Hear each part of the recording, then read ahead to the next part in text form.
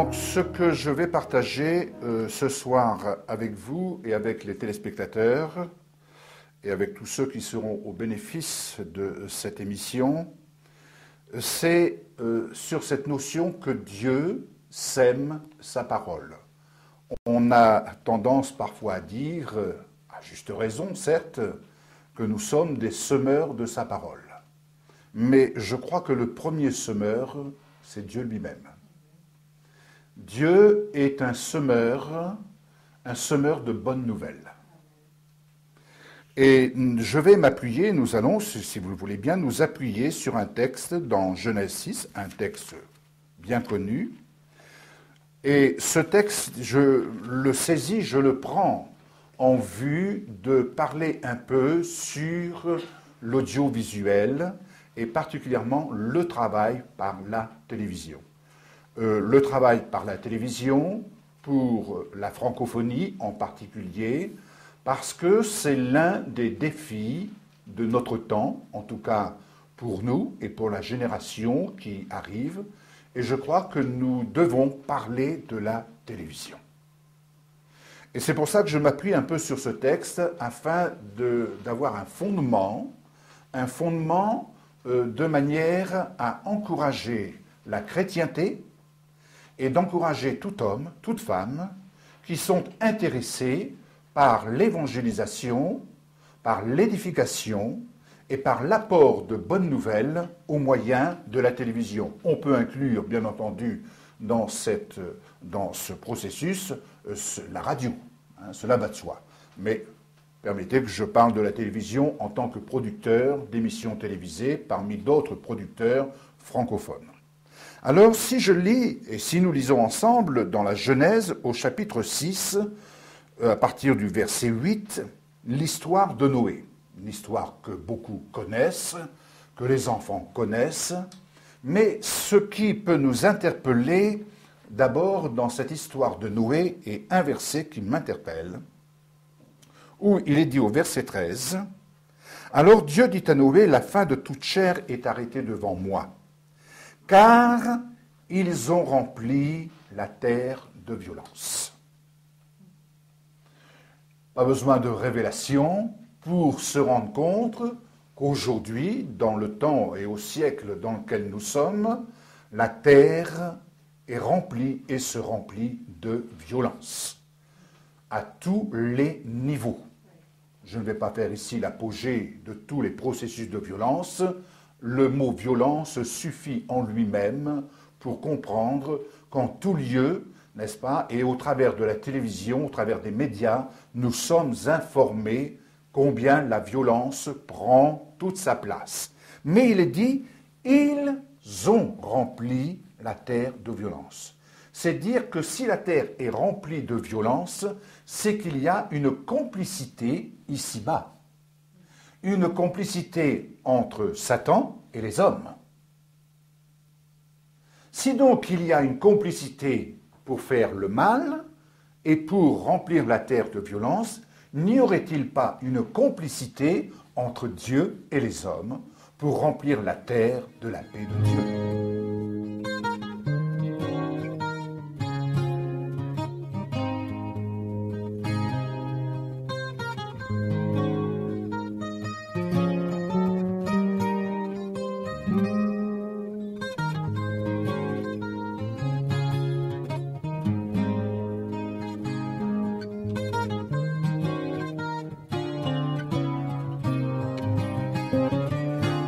La parole de Dieu, eh bien, elle n'a jamais été cloisonnée, elle a toujours traversé les siècles et elle est parvenue jusqu'à nous, avec la complicité des hommes et des femmes et des enfants. Complicité qui nous permet aujourd'hui de pouvoir dire que Dieu désire remplir la terre de sa paix. Et pour remplir la terre de sa paix, au-delà de ce que nous pouvons faire sur un plan local et qui doit être poursuivi avec joie et avec persévérance, puissions-nous réaliser que Dieu désire remplir la terre de sa paix à partir de tout ce qui est médiatique, N'avons-nous pas des satellites?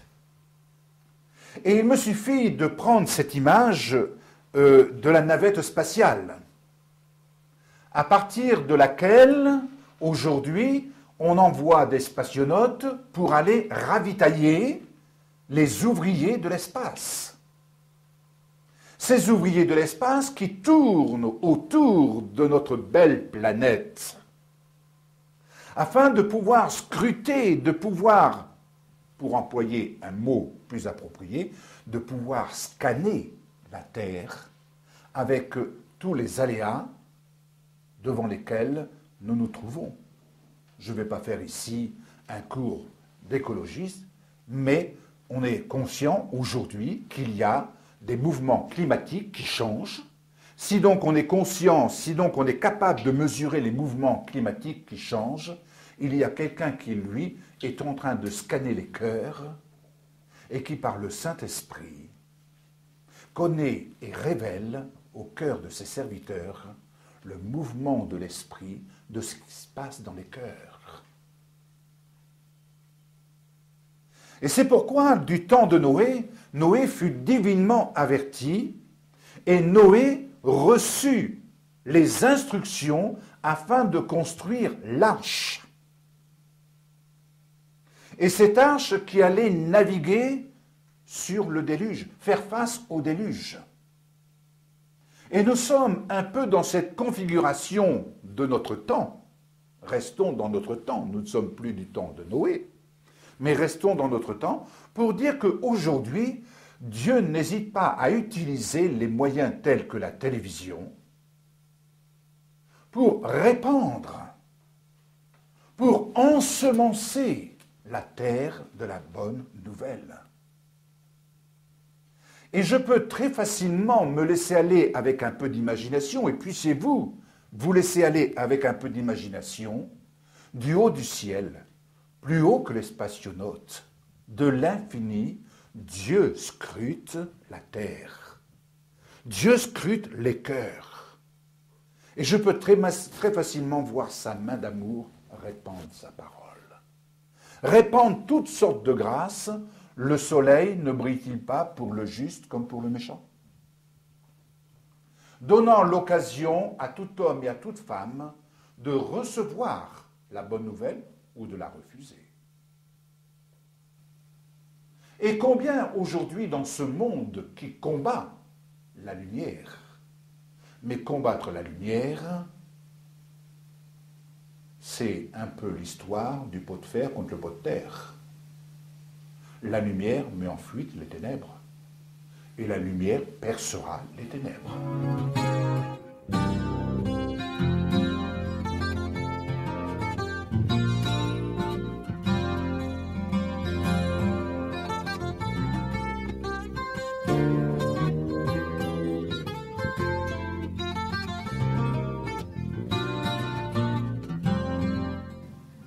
Alors l'arche a été le moyen en son temps pour Dieu de mettre à part des hommes, des femmes, de mettre à part tout ce qui devait être mis à part pour aller procurer la paix, pour être porteur de la paix.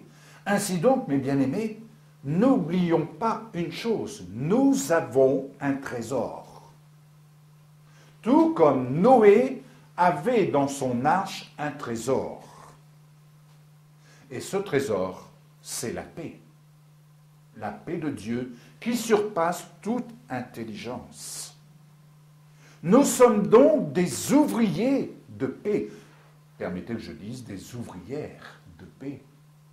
Pour les femmes, pour les sœurs. Nous sommes donc des ouvriers de paix. Et alors, ce qui est extraordinaire, c'est qu'il y a cette parole. Écoutez bien ce que Dieu va dire à Noé, au verset 18. « Mais j'établis mon alliance avec toi. » Il s'adresse à Noé. Il s'adresse à un chef d'entreprise. Il s'adresse à un patron. Il s'adresse à un chef de famille. Il s'adresse à un responsable. Et voici dans cette notion de l'arche plusieurs aspects que j'ai et que nous pouvons définir. L'arche de Noé, c'est d'abord une entreprise. Et l'œuvre de Dieu est une grande entreprise. La télévision est une grande entreprise. L'arche de Noé, c'est aussi un service. Car nous sommes destinés à remplir un service, tout comme Noé était amené à remplir un service. Et ce service, réalisons, bien-aimés, qu'il se passait au milieu du déluge, ballotté d'un côté et d'autre. Je pense que ceci ne nous est pas dit, mais certainement que de droite et de gauche, dans tous les préparatifs qu'il y a eu, il devait y avoir des murmures. Il devait y avoir des murmures. Et cependant, le Seigneur a donné sa vision et il a donné à un homme la responsabilité de dire « Voici l'entreprise. Il y a une alliance entre toi et moi. Voici l'entreprise. Voici le service. » Mais il a ajouté quelque chose. Il a ajouté les provisions. C'est dire que dans l'entreprise à laquelle le Seigneur nous invite à œuvrer, il y a le service, mais il y a les provisions. C'est pourquoi je dis très souvent, à chaque projet de Dieu, il y a des provisions.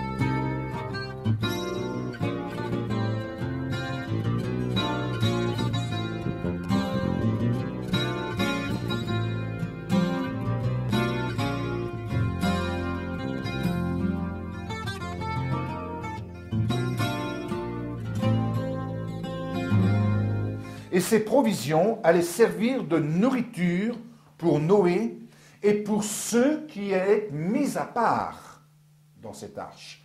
Pour ceux qui allaient être mis à part, je dirais plus précisément, dans cette vision. Et voyez-vous, pourquoi je parle de télévision dans cette émission Réflexion? Eh bien, tout simplement parce que je crois que c'est aussi un appel dans le monde francophone. C'est un appel que Dieu lance. Dans cette grande entreprise qui ne fait que commencer, on en est, je dirais, à l'ABC.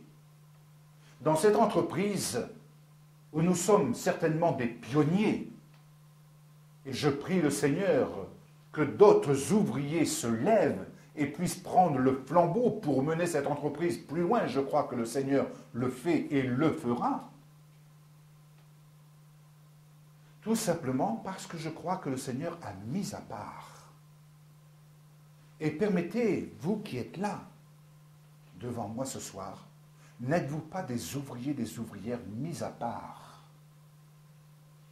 pour cette vision, pour cette entreprise? Nous pouvons quelquefois être là focalisés sur nos petits problèmes. Mais si nous avons été choisis du Seigneur, vous avez été choisis, vous qui regardez cette émission, n'êtes-vous pas le choix de Dieu en cet instant pour servir dans cette entreprise? Vous allez dire, mais comment? Ça, c'est ce que nous verrons plus tard. Mais pour l'instant,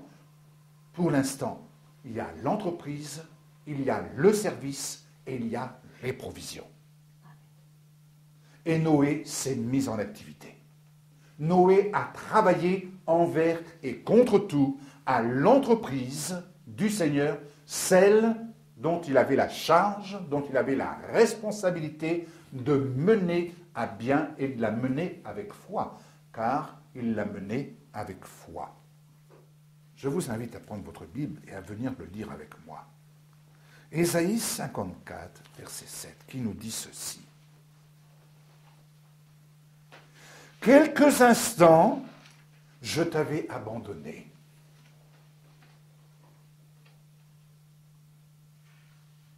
Mais avec une grande affection, je t'accueillerai. Dans un instant de colère, je t'avais un moment dérobé ma face, mais avec un amour éternel, j'aurai compassion de toi, dit ton Rédempteur l'Éternel. Il en sera pour moi comme des eaux de Noé. J'avais juré que les eaux de Noé ne se répandraient plus sur la terre. Je jure de même de ne plus m'irriter contre toi et de ne plus te menacer. Quand les montagnes s'éloigneraient, quand les collines chancelleraient, mon amour ne s'éloignera point de toi, et mon alliance de paix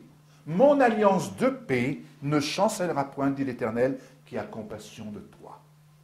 Dans toute entreprise, bien-aimés, il nous arrive d'avoir le sentiment d'être au bout de quelque chose et d'être là, en train de nous mouvoir avec la présence du Saint-Esprit, et de ne pas savoir où nous allons, et d'avoir ce sentiment d'être abandonné, comme si le Seigneur ne s'intéressait plus à nous, qu'il nous avait donné une tâche, et nous sommes là en train de remplir notre service, et on a ce sentiment de dire, mais Seigneur, où suis-je? Où je campe? Et le Seigneur dit, un instant, je t'avais abandonné. Mais il se souvient de nous, il s'est souvenu de Noé. Versets 9 à 11, il est dit ceci. Mais la colombe ne trouva aucun lieu pour poser la plante de son pied, et elle revint lui dans l'arche, car il y avait des eaux à la surface de toute la terre. Il avança la main, la prit et la fit entrer auprès de lui dans l'arche. Il attendit encore 7 autres jours, il lâcha de nouveau la colombe hors de l'arche. La colombe revint à lui sur le soir, et voici, une feuille d'olivier arrachée était dans son bec. Noé connut ainsi que les eaux avaient diminué sur la terre.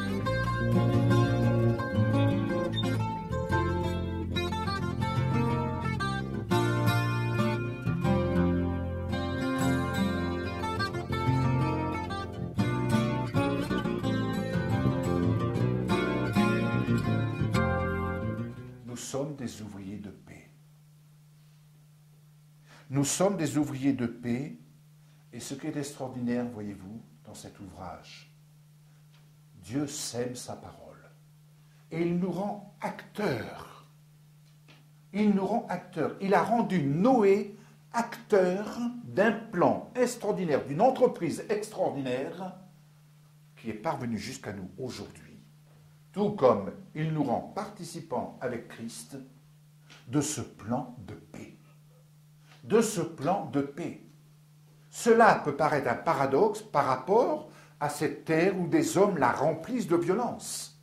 Mais face à la violence, des hommes ne sont-ils pas en train de crier paix, paix, paix? Les chefs d'État ne sont-ils pas en train de crier paix, paix, paix? Et les ouvriers de la paix n'ont-ils pas mission de répandre la paix? Non pas la paix que le monde veut donner, mais la paix de Dieu. Rendez-vous compte de quelle entreprise nous sommes rendus participants? Quelle grande entreprise, bien-aimée! Et de quel service nous sommes amenés à prendre part? Vous qui êtes là, bien-aimés, nous qui sommes là, nous avons part à ce service. Nous serions tentés de dire « j'ai envie de faire d'autres choses ». Ne nous dispersons pas dans des choses dans lesquelles le Seigneur ne nous demande pas. Ayons l'humilité de remplir le service pour lequel il nous a qualifiés. Pour lequel il vous a qualifiés. Genèse chapitre 8, verset 20. Noé bâtit un autel à l'Éternel. La notion de l'autel, au-delà de l'aspect spirituel, cet autel, c'est l'image d'un support. Cet autel sur lequel on vient déposer ce que l'on offre à Dieu. Et ce que l'on offre à Dieu doit avoir l'empreinte de la foi. Car ce qui est agréable à Dieu, c'est l'odeur de la foi. L'autel peut représenter, dans cette entreprise audiovisuelle, la télévision. C'est un autel. C'est un support sur lequel on va déposer en offrande de manière à ce que Dieu puisse continuer, à ce que le Seigneur Jésus puisse continuer de semer sa parole. Mais il doit y avoir l'odeur de la foi. Et j'aime entendre lire cette parole. Nous avons le même esprit de foi. Mais si nous avons, et avec vous téléspectateurs, si nous avons le même esprit de foi, permettez que j'apporte une petite note. Chacun d'entre nous, nous pouvons dire avec Jésus, Seigneur, j'ai le même esprit de foi parce que tu vis en moi et moi en toi. Tu partages avec moi le même esprit de foi. Si donc nous partageons avec Jésus le même esprit de foi, nous partageons la même capacité de pouvoir être un acteur pour semer la parole.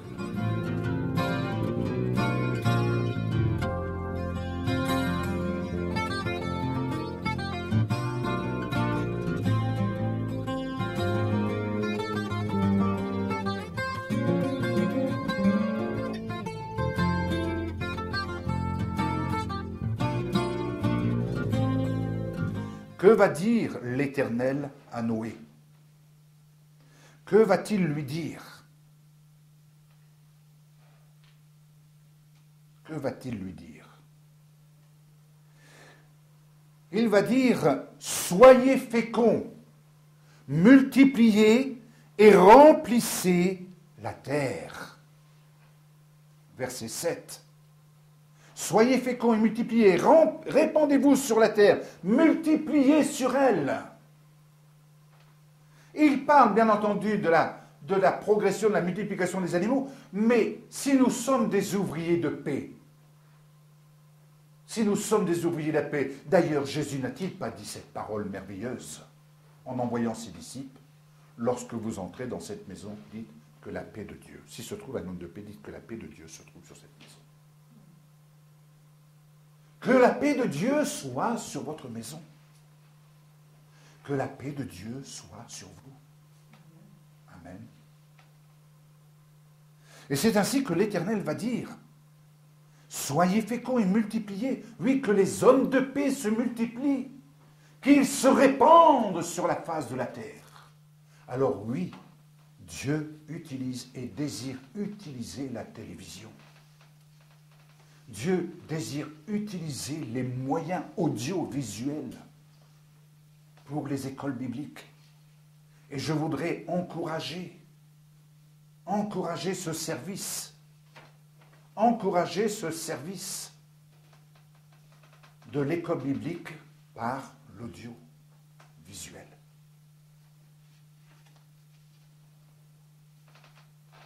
Parce que je crois que cela fait partie de la mission, du service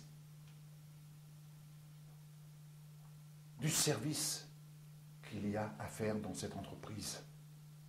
Amen. Ne regardons pas à ce que nous n'avons pas. Ne regardons pas à ce que nous n'avons pas. Ne regardons pas à ce qui nous manque. Ne regardons pas à « Ah, si j'avais ça, je ferais ça ». Mais regardons à ce que nous avons et puissions-nous dire « Seigneur, voici le peu que j'ai, avec ça, je peux faire ça ». Amen. Alléluia. Alors, puissions-nous être encouragés. Dieu sème sa parole et il désire la semer avec abondance, avec des acteurs comme vous et moi.